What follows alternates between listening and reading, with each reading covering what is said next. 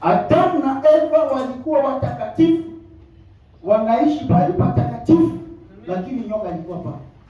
Adamu na Eva walikuwa watakatifu, wanaishi pale patakatifu, mwana kondoo yuko pale.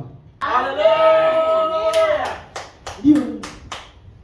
Huyu mnyama alichinjwa. Adamu na Eva wakavaa mavazi yake, ngozi yake.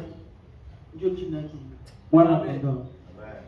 Huyu alichinjwa kabla ya msingi ya nini? Ya dunia. Shetani akujua hiyo jambo, ya kwamba wokovu ya mwanadamu iko tayari. Ndio ukienda hata pale wanachinja wanyama, wanaisha siku, utakuta vitu ngapi? Sehemu ngapi? Ya kwanza utaona damu iko pale, wanaisha siku.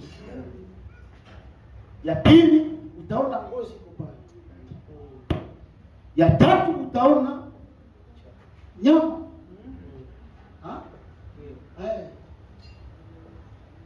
Na ya nne mfupa. Ndio Mungu alisema na wana wa Israeli pale Misri, mkula nyama, msivunje nini?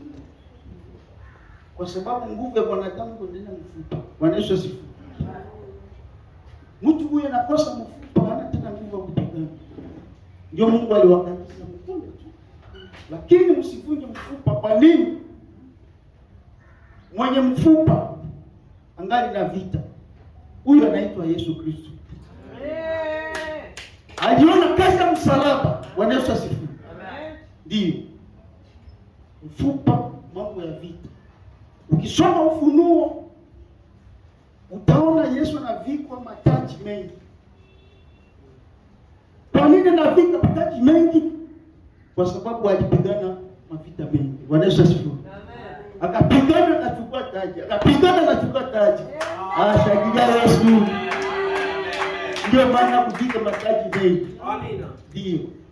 Vita ya mwisho ilikuwa pale msalaba wa Golgotha. Amen. Ndio Paulo anaelewa hiyo jambo, anasema tunapigana ndani ya ushindi. Yesu asa ameshinda vita. Hiyo vita ndogo ndogo hiyo usijali na wanaisha siku. Ndio utaona ngozi. Adamu na Eva walikuwa katika bustani, walikuwa uchi, pasipo mavazi.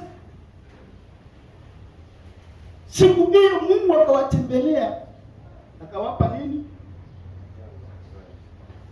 Mavazi.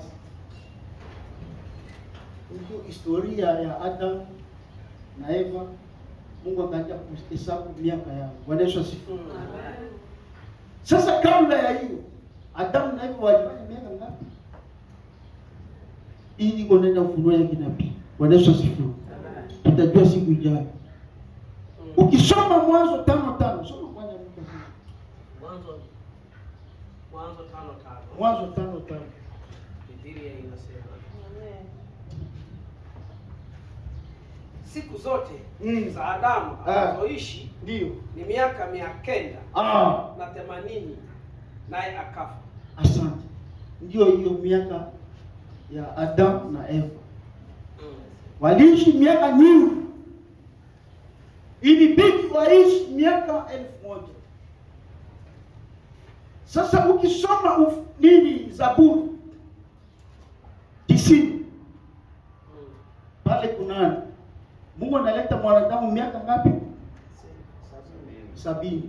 Sasa ukichukua 70 unaweka juu ya hiyo miaka Adamu, inafaa wapi? 1000. Wanaisha siku. 90 na 30, si ndio? Unachukua unaweka 70, inafaa ngapi? 1000. Hivyo inabaki hii, tutajifunza siku ijayo. Bwana Yesu asifiwe. Miaka ambayo Mungu alipenda mwanadamu aishi ndani ya dunia, miaka 1000. Sasa Adamu na Eva wamechukua sehemu kubwa. Kwa nini? Walivaa ngozi ya nani? Mwana kondoo. Hiyo ilichimbwa kabla msingi ya dunia uwepo.